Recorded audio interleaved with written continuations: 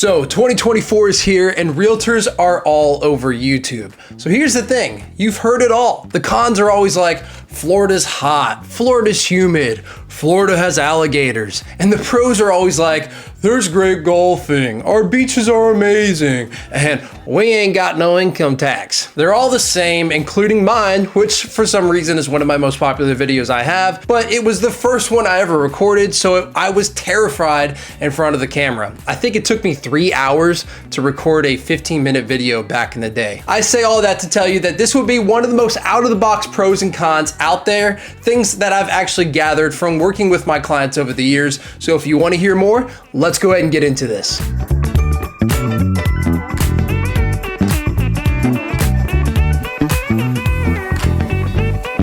All right, so you've heard this before in my last video. I used a reference from the movie Zootopia when Officer Hops and Nick go into the DMV. Remember that? That was referencing today's number 5 con, which is Vero Beach is slow to grow. I don't know. That's right. It takes forever to get things approved around here for our builders. I've spoken to builders who have owned land for nearly a decade and still had issues getting approval from the county to build a neighborhood on that land. So I have homes that were put under contract in June this year that are still piles of dirt, and I'm still waiting for that wonderful email from the builder saying that we have broken ground. That's right, June, and I'm recording this in December of 2023. Another story is when my wife and I got married in September of 2020, in the middle of all that craziness, we decided that new construction was the best route for us and signed a contract to build in December of 2020. A year goes by, we've got a baby on the way, and the land hasn't even been cleared yet. Everything was virus this and virus that,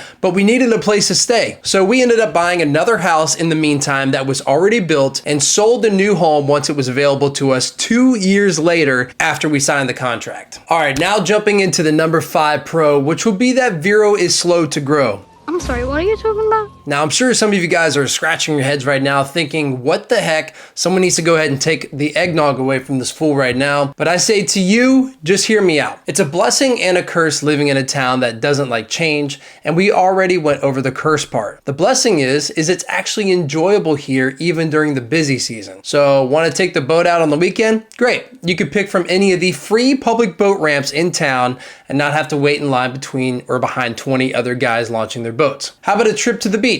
Well, you've got a plethora of, again, free beaches you could enjoy, whether you want to be in the middle of Ocean Drive and grab a drink with Costa de Esta, grab a burger over at Casey's Place, and an acai bowl over at Chelsea's. Or you could choose to hunt for sea glass on a deserted beach a little farther north on A1A. We've got you covered there. So another highlight of living here is that the fact that you are only 15 minutes away from anything that you need. So Vero Beach is a very decentralized city with multiple main areas spread throughout. So we've got the Vero West corridor, which is where you'll find the mall, the outlets, Target, Home Depot and Lowe's, Walmart, drugstores, banks, tons of restaurants, Publix, and dozens more. We've got the Miracle Mile Plaza with Fresh Market, another Publix, health and wellness stores, and tons of small and large other businesses. Again, everything you need. Downtown is off of 14th Avenue in the historic district with plenty to offer. And in fact, I just moved into a new office which sits in downtown, and I've been astonished with how lively that street is during the day. I've been in a little bit of a recluse lately, and joining a local office has definitely helped with that. Ocean Drive is, of course, over the bridge and near Central Beach with plenty to offer, like we mentioned a minute ago. And they are even expanding more to commercial with North Vero with all the new construction that's moving in that direction. So there's been a lot of vacant, cheap land in between Vero Beach and Sebastian that builders have started buying up and building on. And with that expansion, commercial is soon to follow. Okay, coming in for con number 4, we have subcontractors.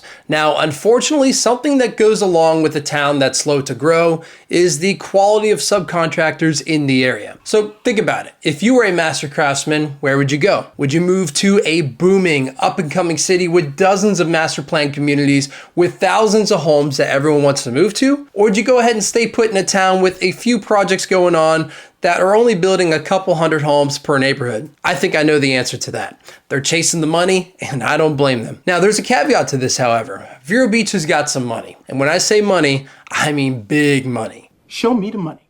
Houses you couldn't even dream up exist on our $1 million island, and out west sitting on tens of hundreds of acres. It all just depends on your style, but we've got it here. So this is also a town where a lot of celebrities like to hide out. So I live in a neighborhood near the airport, and all day long there are these private jets that are just landing at our airport. The amount of multi-millionaires that live here and visit here will blow your mind, and they of course need help as well. So there's not a complete lack of help in this area. It's just that we don't have the massive volume of quality subcontractors that can help our builders out when compared to the bigger metros in Florida. So I'll tell you a quick story an old client of mine told me from Miami, and then we'll move on to the pro in just a second. So when he moved here, he bought a little bit of a fixer-upper and tried looking for guys to help fix it up for cheap. So a few days after the closing, he called me and asked me where he could find some workers that could help him out. I proceeded to refer him to some of my handymen, told him about some subcontractors in the area, so on and so forth. That's when he stopped me and said, "Andrew, this is insane. Back in Miami, I used to go to Home Depot in the morning and there would be a group of guys outside waiting for work. You could simply pull up, say what kind of project you were working on, and they would just load up and go." When he told me this, I couldn't help but laugh because I've never seen anything like that in my life. So yeah, I just had to share that with you guys there. All right, now to appeal to you gardeners and palm tree lovers out there, pro number 4 is the fact that Vero Beach is below the frost line. That's right, the saying, where the tropics begin is no lie, and if you love your plants, then you're gonna love living in Vero Beach. In fact, the reason everything you need in Vero Beach is only 15 minutes away is because of all the land, minus one little neighborhood called Verona Trace, that is west of 95 is designated to orange groves. Yep, that means if you had orange juice for breakfast this morning, the chances are pretty high that those oranges used to make that orange juice were grown just a few miles away from where I am right now. Pretty cool, right? My favorite kind of palm tree that I have are Christmas palms and coconut palms. And in fact, 2 of my coconut palms that are in my yard were actually washed up coconuts with sprouts coming out of them that were found on my grandmother's seawall. So we planted those babies and they have taken off since. And if we have lived any further north like Melbourne or Cocoa Beach, those coconut palms would have most likely not made it, and we would have lost that sentimental value that those trees gave us. So Christmas palms, which are not only pretty to look at, but also are self-cleaning, which makes maintenance a breeze no matter what size they get, can also perish to the frost that North Florida experiences. So here's a sad story. So when my wife and I started dating, and this was in Orlando by the way, she gave me a betta fish named Snook because she knows that that's my favorite kind of fish. So I kept that thing alive for years, and he survived moves, changing tanks multiple times, vacations, and etc. When my lease expired in my apartment I was living in, our rates doubled. So I said forget that and actually decided to rent a manufactured home in a town east of Orlando called Bithlo. Now I love the cold, so the heat was never on in my house, and Orlando definitely is an area where freezes happen during the winter. One night in that poorly insulated manufactured home, it got freezing in there, and even I jumped up in the middle of the night to kick the heater on. Snook had a cool spot right in the living room that was nearby the thermostat, and unfortunately he was on his side, rolled over on the bottom, motionless. The freeze killed our fish that we had for years, and I felt terrible. So, moral of the story, I think Snook would still be alive and well if we had him living in Vero Beach. All right, now moving on to con number 3, and that is that a lot of the prettiest areas in Vero Beach are also the most prone to flooding. So places like Vero Beach Country Club have neighborhoods surrounding it called Royal Park, which are famous for being beautiful estate homes around half an acre each, but unfortunately they sit very low and are often inundated with flooded streets and homes. So even Hurricane Nicole, which was only a Category 1 hurricane, left these streets flooded, and people who are in newer homes where they lift the homes several feet up above the street slept like a baby. So this also applies to shopping areas and restaurants in Royal Palm Point. So while beautiful, they have issues with flooding in there as well. And Quail Valley Country Club has a location in there too. So this is why you need to pay attention to the flood zones or have a realtor that will help look out for you to make sure that you don't buy in the wrong area, which brings me to my next point. So if you're enjoying this video so far, go ahead and hit the like button and subscribe if you haven't already. And if you're looking to move anywhere on our stretch of the Florida East Coast, we cover cover everywhere from Melbourne to Vero Beach, so please reach out to me and my team will be happy to help you out. Now, moving on to pro number 3, I didn't necessarily go out of the box, but it is important to know this, that Vero Beach real estate may seem out of reach budget-wise for a lot of people, especially when compared to areas like Palm Bay, where they are just knocking it out of the park when it comes to affordability, but we are actually still pretty darn affordable when compared to the powerhouses that we have down south. For instance, Boca Raton is an area I love to visit when I get a chance. It's where I can go and daydream and get myself motivated for those businesses. You know, seeing all those exotic cars, mansions, and high-end shopping centers all over the place. That, however, comes with a price. Vero Beach, on the other hand, still has some options coming out in the mid to high 300s, with the majority of move-in homes being priced from the low to mid 400s. This, after doing some research on our areas to our south, means that we're still an affordable option, especially when taking into consideration that Vero Beach does not have any CDD fees that you need to worry about anywhere. It's your property taxes, insurance, and HOA fees if you're in a community, but taking away CDD fees can mean a big difference in your annual budget. Now, this one hurts me to say, but our number 2 con is the fact that our mall and outlet mall is just about dead. If you don't see me again, it's because I'm dead. So the reason I say this hurts is because I remember a day when the mall was thriving. It seems like only yesterday I was in 8th grade, excited to be dropped off with a few bucks in my pocket, ready to watch the latest movie release. And after the movie let out, we'd all walk around and go see several cool shops like PacSun, which at the time was a cool spot, Brookstone to try on those massage chairs that I'd never be able to afford, and a bunch more. So fast forward a few years and it's gone. Well, not really, but most of the mall consists of a church with a daycare that Cannon goes to actually, a jiu-jitsu center, a furniture store, and not much more than that. And it's gone. We did have a nice Mexican restaurant called Casa Amigos move in where they've got huge portions, killer margaritas, but I digress. The mall as a whole has nearly died off, but I'm not sure if it'll ever really make a comeback. The outlets, however, don't have as much vacancy as I would have thought. So they still have some of the big stores there like Adidas, Ralph Lauren, Restoration Hardware, Columbia, and a bunch more. The issue is I've just never really seen it busy there. Maybe I'm going in at the wrong time, but again, someone is keeping them in business. Maybe Marty Bird is an investor there or something. Who knows? That wasn't under my control. What is under my control is Navarro's cooperation. I'm guaranteeing that. Now, contrary to the con that we just covered, number 2 pro that we have today is the fact that Ocean Drive and our downtown has increased in popularity recently. I can remember the days when downtown was dead and there were a ton of vacancies all up and down 14th Avenue. So times have really changed recently and it's back to being a thriving part of Vero Beach again. So remember when I said my office was downtown?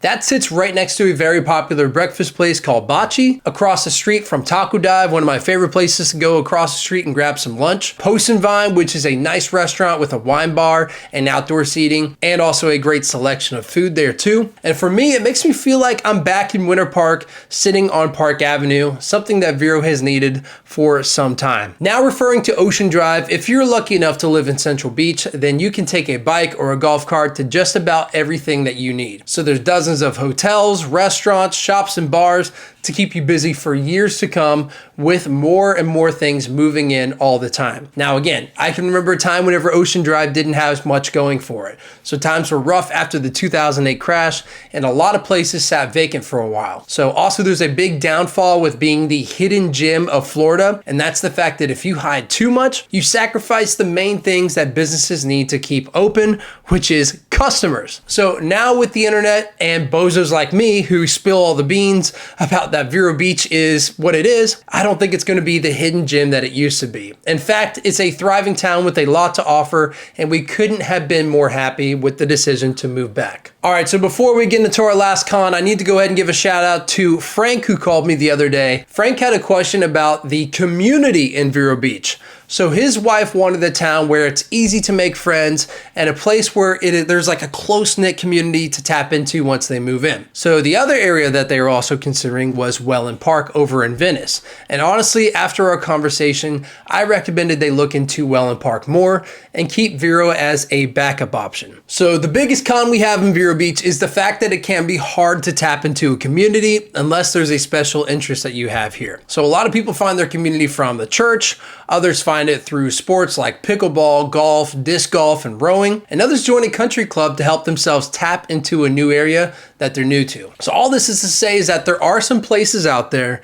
like Welland Park that are master plan communities where the social aspect of living there is planned in, while Vero is much more spread out of a town and it's taken its time to develop. So the downfall of this is unless you move into an active 55 plus community or do one of the many things mentioned like before where you're in the sports or a country club, it can be hard to find friends in Vero Beach. So we're a friendly group of people, I promise. And maybe it's just a little bit of my introverted behavior that makes me more biased. I truly do believe that it can be difficult for some people. So let's compare an area like the Villages, for instance. So the Villages is one big social club where there's live music, dancing, parties, and everything you can think of happens on a nightly basis. Now compare that to Vero, where we have smaller pockets of areas that vary drastically from one another. So one house can be built in the 50s, sitting on a small 5,000 square foot lot, while another home one block over is brand new construction home on 2 acres. So I really gotta say that the closest I've felt as Vero being part of the community and being together was at the recent Christmas parade on Ocean Drive. Everyone gathered around and felt like family there, and it was a great time. And I don't think there is a single Vero resident that was missing. All right, now it's time to end this video on a positive note, and the #1 pro Vero has is it's central to everything in Florida. So regardless of if you need to take a flight out to Orlando and have a business meeting in Miami, need to take a road trip to Jacksonville, or drive across the state to Tampa, Vero really isn't far from anything. So our central location makes it a great spot because we all know that we need to leave town for something, and having that close proximity to those bigger metro areas while not living in the middle of one is a huge plus. So my family and I go to the Keys often. It's a few hour road trip for us to do that, and Cannon was even an angel in the entire ride there last time we went, and we all know how long car rides with kids can be. So my sister-in-law Sarah and her niece Ella Rose both have annual passes to Disney, and they go pretty often. And guess what? That's an hour and a half in the car and they're already there. Again, very easy to do, and they didn't need to ditch their pass when they moved here. All right guys, well that wraps it up. Again, if you heard some out of the box things on this list, please go ahead and make sure to give this video a like. And if you have any questions at all, you can reach out to me using the contact information below. I look forward to seeing you guys next Saturday at 9 a.m. and I'll see you there. Bye. Redo it again. A lot of people in our community. Oh, unless there's a, got it. Lots of talking.